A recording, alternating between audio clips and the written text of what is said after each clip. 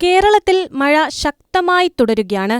ഒഡീഷ തീരത്തോട് ചേർന്ന് ബംഗാൾ ഉൾക്കടലിൽ മറ്റൊരു ന്യൂനമർദ്ദം കൂടി രൂപപ്പെടുകയും പടിഞ്ഞാറൻ കാറ്റ് കേരളത്തിന് മുകളിൽ ശക്തി പ്രാപിക്കാൻ സാധ്യതയേറുകയും ചെയ്തതോടെ കേരളത്തിലെ അതിതീവ്ര മഴ ഇനിയും വരും ദിവസങ്ങളിൽ തുടരുമെന്നാണ് കാലാവസ്ഥാ കേന്ദ്രത്തിന്റെ റിപ്പോർട്ടുകൾ സൂചിപ്പിക്കുന്നത്. കനത്ത മഴ തുടരുന്ന ഈ സാഹചര്യത്തിൽ സംസ്ഥാനത്തെ 9 ജില്ലകളിൽ റെഡ് അലർട്ട് പ്രഖ്യാപിച്ചിരിക്കുകയാണ് കേന്ദ്ര കാലാവസ്ഥാ നിരീക്ഷണ വകുപ്പ്. കാസർകോട്, കണ്ണൂർ, വയനാട്, തൃശൂർ, എറണാകുളം, ഇടുക്കി, കോട്ടയം, ആലപ്പുഴ, പത്തനംതിട്ട എന്നീ ജില്ലകളിലാണ് റെഡ് അലർട്ട് പ്രഖ്യാപിച്ചിരിക്കുന്നത്. തിരുവനന്തപുരം, കൊല്ലം, പാലക്കാട്, മലപ്പുറം, കോഴിക്കോട് ജില്ലകളിൽ ഓറഞ്ച് അലർട്ടും പ്രഖ്യാപിച്ചിട്ടുണ്ട്. വരും ദിവസങ്ങളിൽ എല്ലാ ജില്ലകളിലും യെല്ലോ അലർട്ട് പ്രഖ്യാപിക്കും എന്നാണ് സൂചനകൾ. ഏറ്റവും പുതിയ റഡാർ ചിത്രപ്രകാരം കേരളത്തിലെ കോട്ടയം, എറണാകുളം, കോഴിക്കോട്, കണ്ണൂർ, കാസർകോട് ജില്ലകളിൽ ഒറ്റപ്പെട്ട ഇടങ്ങളിൽ ഇടിമിന്നലോട് കൂടിയ ഇടത്തരം ശക്തമായ മഴയ്ക്കും മണിക്കൂറിൽ 50 കിലോമീറ്റർ വരെ വേഗതയിൽ വീശിയേക്കാവുന്ന ശക്തമായ കാറ്റിനും, തിരുവനന്തപുരം ജില്ലയിൽ ശക്തമായ ഇടത്തരം മഴയ്ക്കും മണിക്കൂറിൽ 40 കിലോമീറ്റർ വരെ വേഗതയിൽ വീശിയേക്കാവുന്ന ശക്തമായ കാറ്റിനും സാധ്യതയുണ്ടെന്ന് കാലാവസ്ഥാ കേന്ദ്രം അറിയിച്ചിട്ടുണ്ട്. മഴയുടെ സാഹചര്യം കണക്കിലെടുത്തുകൊണ്ട് 3 ജില്ലകളിലെ വിദ്യാഭ്യാസ സ്ഥാപനങ്ങൾക്ക് അതത് ജില്ലാ കളക്ടർമാർ അവധിയും പ്രഖ്യാപിച്ചിരുന്നു. കോട്ടയം, ഇടുക്കി, കൊല്ലം ജില്ലയിലെ വിദ്യാഭ്യാസ സ്ഥാപനങ്ങൾക്കായിരുന്നു അവധി പ്രഖ്യാപിച്ചിരുന്നത്. അതേസമയം സംസ്ഥാനത്ത് തുടരുന്ന ശക്തമായ കാലവർഷം വൻതോതിൽ നാശനഷ്ടം വിതച്ചതായി റവന്യൂ മന്ത്രി അഡ്വക്കേറ്റ് കെ രാജൻ കഴിഞ്ഞ ദിവസം അറിയിച്ചിരുന്നു. അടുത്ത 5 ദിവസത്തേക്ക് പടിഞ്ഞാറൻ കാറ്റ് കേരളത്തിന് മുകളിൽ തുടരുമെന്നും വ്യാപക മഴയ്ക്ക് സാധ്യതയുള്ളതിനാൽ പൊതുജനങ്ങൾ ജാഗ്രത പാലിക്കണമെന്നും മന്ത്രി ആവശ്യപ്പെട്ടിരുന്നു. ജൂൺ ആദ്യവാരം കനത്ത മഴയ്ക്കുള്ള സാധ്യതയുണ്ടെന്ന് കാലാവസ്ഥാ വകുപ്പിന്റെ റിപ്പോർട്ടിൽ പറയുന്നുണ്ട്. അതിനുശേഷം ജൂൺ പകുതി വരെ ഏകദേശം സാധാരണ മഴയും പ്രതീക്ഷിക്കുന്നതായി കേന്ദ്ര കാലാവസ്ഥാ വകുപ്പ് മുന്നറിയിപ്പിൽ പറയുന്നുണ്ട്. അനാവശ്യ യാത്രകൾ, പ്രത്യേകിച്ച് മലയോര മേഖലയിലേക്കുള്ളവ ഒഴിവാക്കണമെന്നും അപകടകരമായ സ്ഥലങ്ങളിൽ താമസിക്കുന്നവർ സുരക്ഷിത സ്ഥലങ്ങളിലേക്ക് മാറണമെന്നും മന്ത്രി നിർദ്ദേശിച്ചിരുന്നു.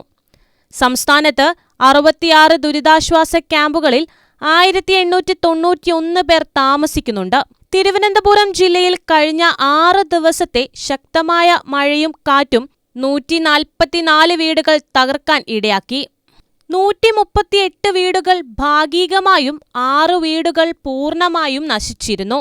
കേരള തീരത്ത് 3.0 മുതൽ 3.9 മീറ്റർ വരെ ഉയർന്ന തിരമാലയ്ക്ക് സാധ്യതയുള്ളതിനാൽ കാപ്പിൽ മുതൽ പൊഴിയൂർ വരെ റെഡ് അലർട്ട് പ്രഖ്യാപിക്കുകയും ചെയ്തു.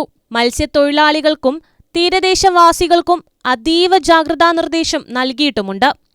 അതേസമയം കേരള, കർണാടക, ലക്ഷദ്വീപ് തീരങ്ങളിൽ വരും ദിവസങ്ങളിലും മത്സ്യബന്ധനത്തിന് പോകാൻ പാടില്ല എന്ന് തന്നെയാണ് കേന്ദ്ര കാലാവസ്ഥാ വകുപ്പ് അറിയിക്കുന്നത്.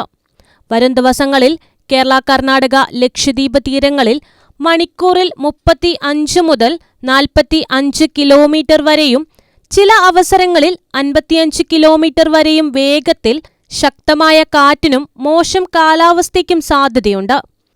തെക്കൻ തമിഴ്നാട് തീരം, ഗൾഫ് ഓഫ് മാന്നാർ, അതിനോട് ചേർന്ന കന്യാകുമാരി പ്രദേശം, തെക്ക് പടിഞ്ഞാറൻ മധ്യ അറബിക്കടൽ, തെക്കുകിഴക്കൻ അറബിക്കടലിനോട് ചേർന്ന ഭാഗങ്ങൾ, മധ്യ ബംഗാൾ ഉൾക്കടൽ, വടക്കൻ ബംഗാൾ ഉൾക്കടലിനോട് ചേർന്ന ഭാഗങ്ങൾ എന്നിവിടങ്ങളിൽ മണിക്കൂറിൽ 35 മുതൽ 45 കിലോമീറ്റർ വരെയും ചില അവസരങ്ങളിൽ 55 കിലോമീറ്റർ വരെയും വേഗതയിൽ ശക്തമായ കാറ്റിനും മോശം കാലാവസ്ഥയ്ക്കും കൂടി സാധ്യതയുണ്ട്.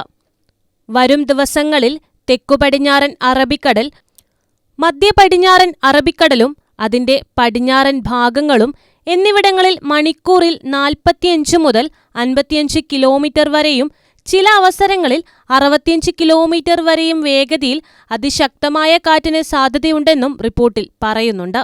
അടുത്ത ദിവസങ്ങളിലായി 7 ജില്ലകളിലാണ് മഴ മുന്നറിയിപ്പുള്ളത്. അധികൃതരുടെ നിർദ്ദേശാനുസരണം പ്രളയ സാധ്യതയുള്ള ഇടങ്ങളിൽ നിന്ന് മാറി താമസിക്കാൻ തയ്യാറാവണമെന്ന് അറിയിച്ചിട്ടുണ്ട്. അതേസമയം വടക്കുകിഴക്കൻ സംസ്ഥാനങ്ങളിൽ കനത്ത മഴ തുടരുകയാണ്. വെള്ളപ്പൊക്കത്തിലും മണ്ണിടിച്ചിലിലും കഴിഞ്ഞ 3 ദിവസത്തിനിടെ 34 പേർക്ക് ജീവൻ നഷ്ടമായിരുന്നു. അസം, മണിപ്പൂർ, ത്രിപുര, സിക്കിം, അരുണാചൽ പ്രദേശ് എന്നിവിടങ്ങളിലാണ് മഴക്കെടുതി രൂക്ഷമായത്. കഴിഞ്ഞ 5 ദിവസമായി മേഘാലയയിലെ വിവിധ പ്രദേശങ്ങളിൽ കനത്ത മഴ തുടരുകയാണ്. മേഘാലയയിലെ 10 ജില്ലകളെ മിന്നൽ പ്രളയവും മണ്ണിടിച്ചിലും ബാധിച്ചു കഴിഞ്ഞു. ത്രിപുരയിൽ 10,000 ആളുകളെയാണ് മിന്നൽ പ്രളയം ബാധിച്ചത്. മണിപ്പൂരിലുണ്ടായ വെള്ളപ്പൊക്കത്തിൽ 3,365 വീടുകളാണ് നശിച്ചത്.